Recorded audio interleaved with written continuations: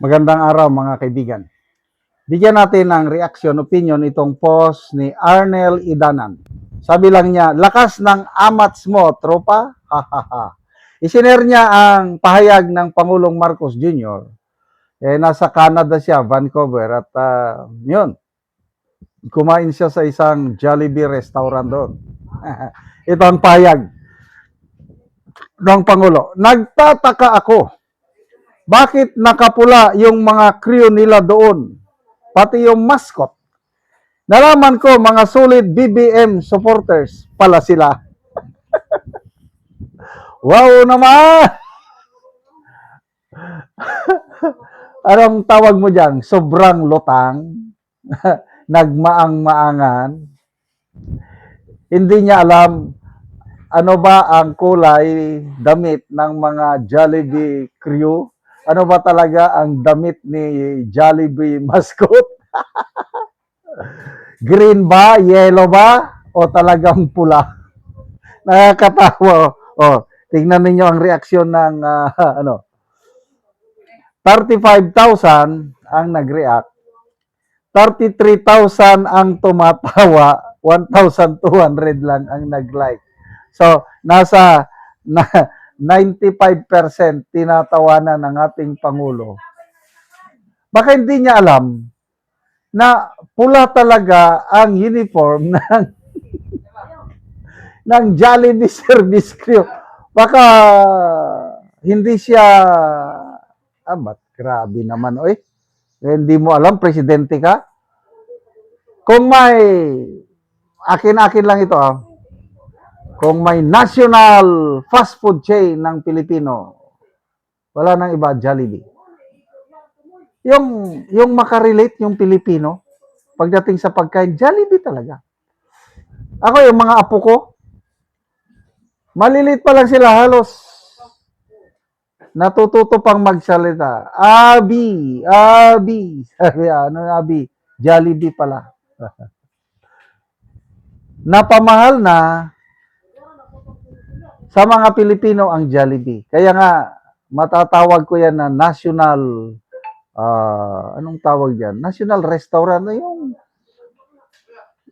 Yung Pilipino na gustong mag-relax, kumain ng medyo mas masarap, punta ka ng Jollibee. Kasi nga, hindi naman kamahalan ang presyo sa Jollibee. Maka-enjoy ka na. Masarap, as in, masarap. Yung sinasabi ko, ang pinakamasarap na fried chicken na natikman ko is Chicken Joy. Kahit araw-araw sana akong kakain ng Chicken Joy dahil masarap, kailang iniiwasan ko. Bakit? Unhealthy, mga kaibigan. Yung palaging prito, unhealthy po. Gusto kong maging malusog. Ayokong magkasakit. Kaya, iwas ako sa mga prinito, although masarap. Litin ko, pinakamasarap na fried chicken is Chicken Joy. So, speaking of Jollibee, iba mapapansin mo, ang kanilang uniforme talaga is majority pula.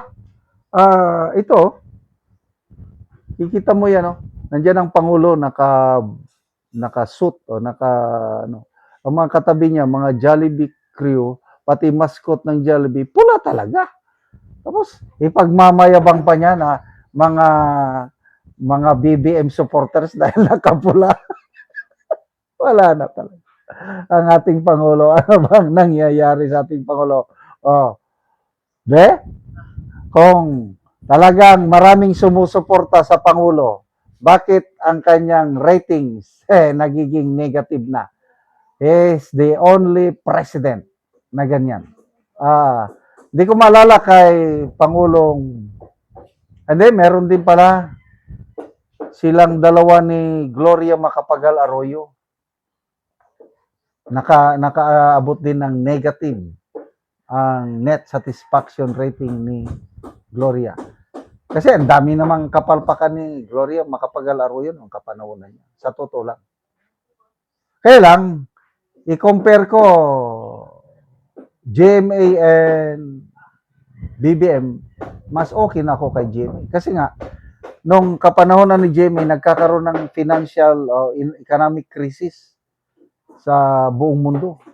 Dahil ekonomista si GMA, ayun, naagapan niya. Hindi bumagsak ang ating ekonomiya dahil economist si GMA. Yun lang, may mga katiwalian. Kailang hindi kasing tindi ng katiwalian ngayon. Yung, I'm sorry, yung Garci tape, election related yun. Kung sa korupsyon, kung meron man, hindi kasing lala ngayon. Kung may pinakamalalang korupsyon is ngayon. Kaya, i-compare mo yung satisfaction ratings, Pinoy Aquino, Duterte, Bongbong Marcos, grabe. Bagsak na bagsak ang ratings ng PBBM. Compare mo. Si Pangulong Pinoy Aquino, sa SWS ito, ang pinakamataas na rating niya is 61%. Nung umalis na siya sa poder, 61%.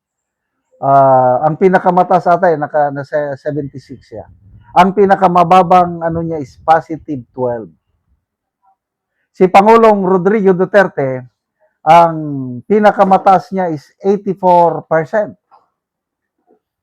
Net satisfaction rating ito, nung umalis siya is 81% net. Ang pinakamababa niya is positive 43. Ganyan kataas si Pangulong Duterte.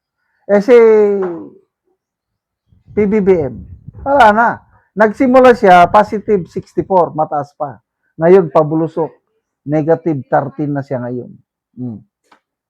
Tapos sabi niya, marami siyang supporters. Nagkataon lang na pula ang uniform ng Jollibee Service Crew. Either nagmamaang-maangan o hindi niya talaga alam. Pasensya na lang. Salamat mga kaibigan sa inyong pagsubaybay sa channel nito. Nakakatulong kayo ng malaki sa tribong Talandig ng Bukidnon dahil ang sweldo natin sa channel nito is pantulong sa tribo. Namimigay tayo ng libreng yero at pako para makapagpatayo naman sila ng mas maayos na tirahan. Panoorin nyo ang video nito. O karon mo na ni ang natagaan og yero. So makatop na ni gid siya karon.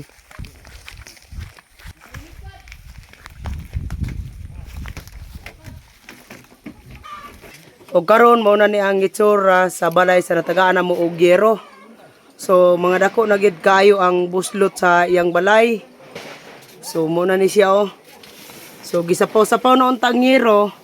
Apan di na gid makaya katoy tungod sa kadugayon na daot na gid kayo. So mao na ni ang ilang kahimtang sa ilang pagpuyo. Karon o karon pila na ni ka tuig ang imong balay nga inaan ng itsura? Kuan 20 na ni katuig. 20 na ka tuig. So sa kadugayon na nga naman nga wala mo nakapalit og sen.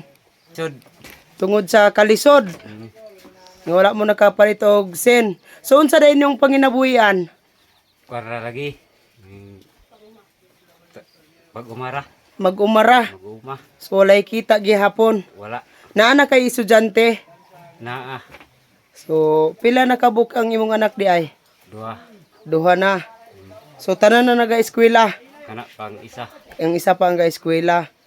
So dugay na gyud ang kwan kung maglungag mo, magluto mo, magantos na gyud mo sa ulan. Oh, mag-antos na gid mi.